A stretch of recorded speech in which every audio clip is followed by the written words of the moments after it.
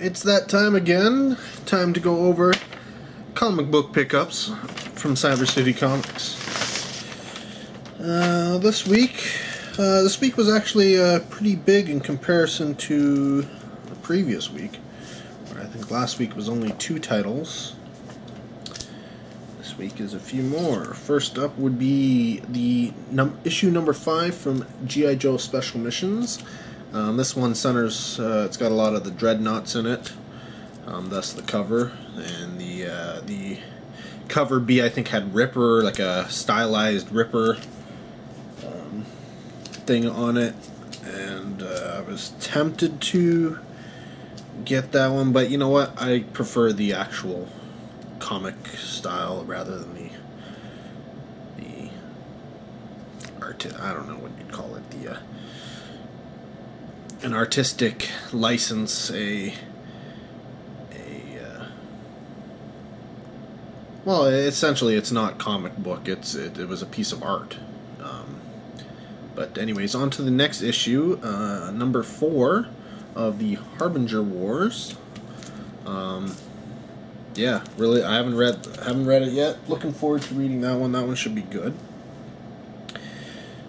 Continuing on a saga that's been really interesting, if you've followed it all, from way back, I think it was way back in the 80s and 90s that it was first came out, but this is issue number 6 of Hellraiser, the Dark Watch. Awesome looking crazy cover there. But yeah, it's taking your standard Pinhead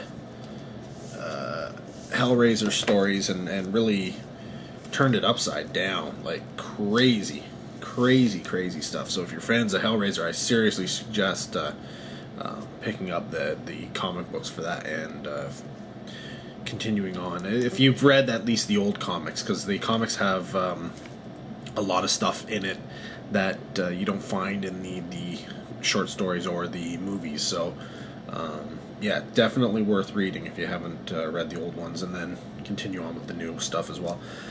Continuing on from IDW, this is issue number 2 of X-Files Season 10. And this one, as you can see, has the Lone Gunman on the front cover there, so expect them to be a key factor in that issue.